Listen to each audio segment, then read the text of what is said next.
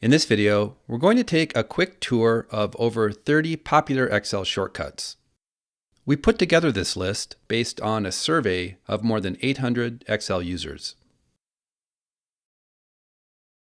All right, so here we are in Excel, and now I'm going to walk you through some very popular and useful Excel shortcuts. First, since we have a lot of tabs in this workbook, you should know that you can move right through tabs with Control Page Down and left with Control Page Up. On a Mac, you can also use Option with the right and left arrow keys. Now, the most popular shortcuts by far in Excel are copy and paste. You can copy with Control C and paste with Control V.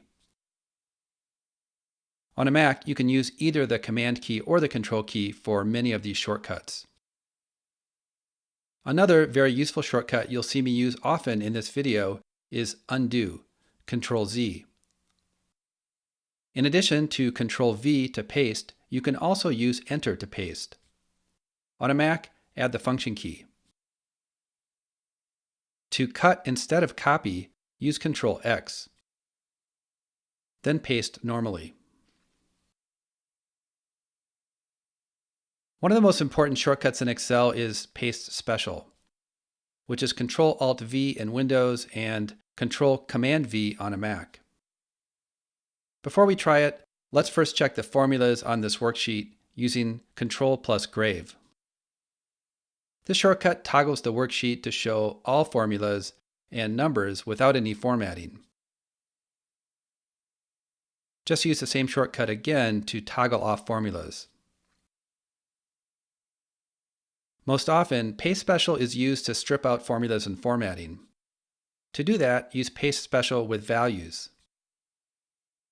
Once you're inside the dialog, you can type the underlined letters to select options. So in this case, V for values. The result is just values without formatting or formulas. There are lots of things you can do with Paste Special. You can keep number formatting, but get rid of formulas. You can keep formulas and number formats, but strip everything else. And you can also use Paste Special to copy only formatting, which is useful when you paste data below a table and you want to quickly extend the formatting. To do this, just select a row with the formatting you want, copy, and use Paste Special with formats. Paste Special has many other useful options, and we cover these in detail in our course on Excel shortcuts. Entering the current date and time is another task that you might need to do often in Excel, and there are shortcuts for both. For the current date, use Control plus semicolon. For the current time, use Control-Shift:. If you want both, just separate with a space, and Excel will recognize this as a valid date time. Although you can double-click a cell to edit, you can also edit a cell with your keyboard using F2 in Windows and Control-U on a Mac. This allows you to make edits to cells without taking your hands off the keyboard.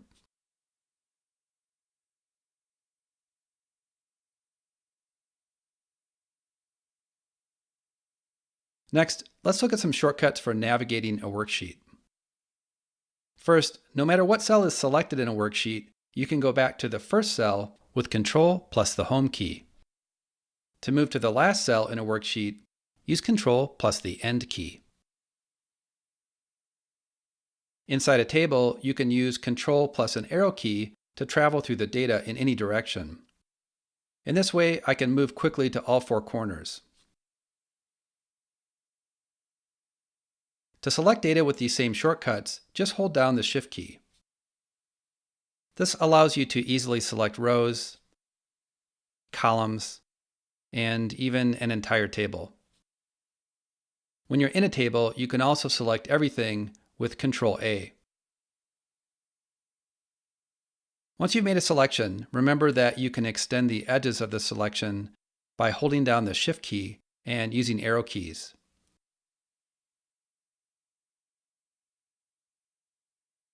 To select entire rows, use Shift plus the spacebar. To select entire columns, use Control plus the spacebar. Again, you can use Shift to extend the selection as needed. Excel also has keyboard shortcuts for inserting and deleting rows and columns. By itself, Control-Shift+ will bring up the Insert dialog with options to insert entire rows or columns. Control- does the same thing with the Delete dialog.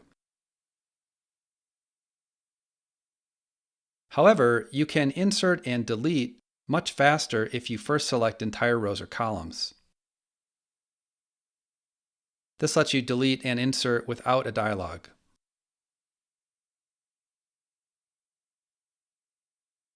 Whenever you're working with data in a table, you can make these same shortcuts much more powerful by converting the data to an Excel table using the shortcut Control-T.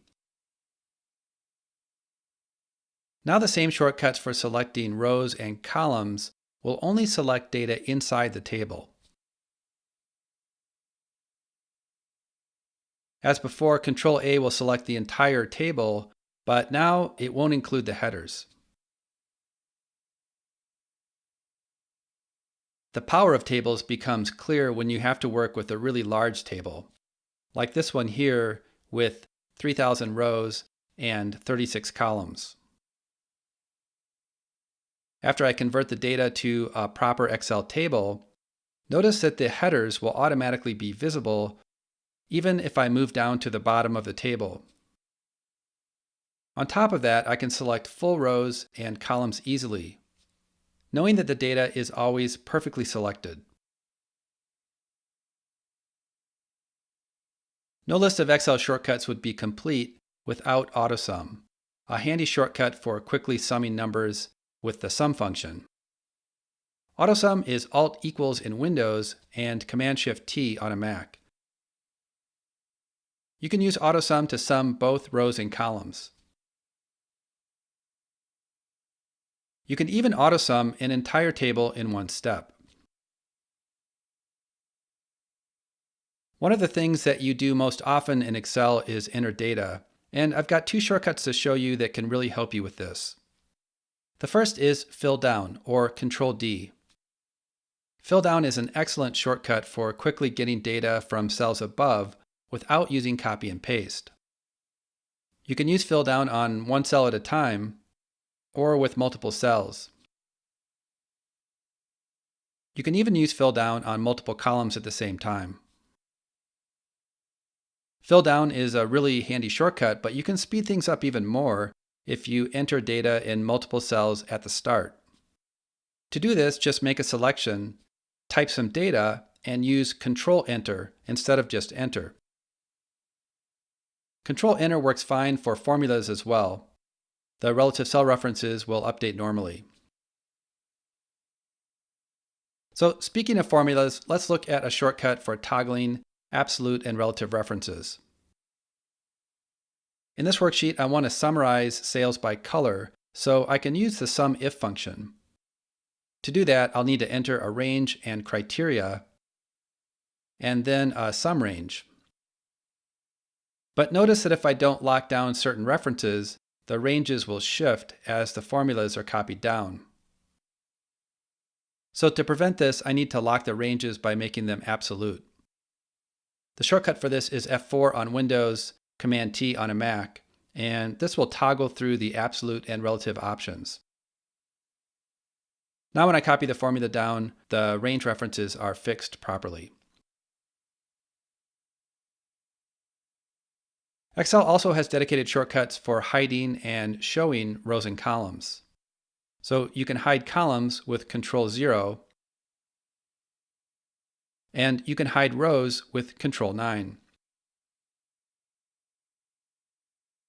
To unhide rows and columns again, just select data that includes the hidden rows or columns and use the same shortcuts with the Shift key held down. When you have rows or columns hidden and you want to copy and paste only the visible cells, notice that you'll end up with everything by default if you just do a normal copy-paste. To fix this, you need to select the visible cells only first. And to do that, use the shortcut Alt semicolon in Windows and Command-Shift-Z on a Mac. Then copy and paste normally. We already looked at the shortcut to create a new table, Control-T, but we didn't talk about filters. New tables automatically get filters, and to toggle these filters on and off, you can use the shortcut Control-Shift-L in Windows or Command-Shift-F on a Mac. When one or more filters are actively filtering data, this same shortcut is an excellent way to reset a table. Just use the shortcut twice in a row. Okay, next, two shortcuts useful for formatting. The first is Format Cells, or you can think of it as Format Anything. Just use Control-1 in Windows or Command-1 on a Mac. You can use this shortcut to access formatting for almost anything. The beauty of the shortcut is that you can access this formatting from anywhere without worrying about the ribbon. And it works great for objects and charts as well, so not just for cells. The next shortcut is Repeat in Action. To do this, use F4 or Control-Y on Windows and Command-Y on a Mac. Not all actions can be repeated, but you can add the repeat command to the Quick Access toolbar to help you understand when you can repeat an action, as I've done in this case.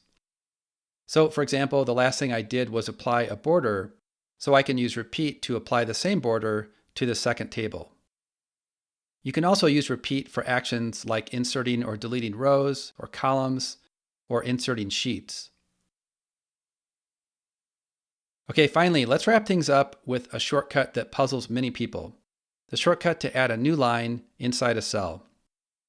On Windows, use Alt-Enter, and on a Mac, use Control-Option-Return. If you have any trouble, make sure that wrap text is enabled.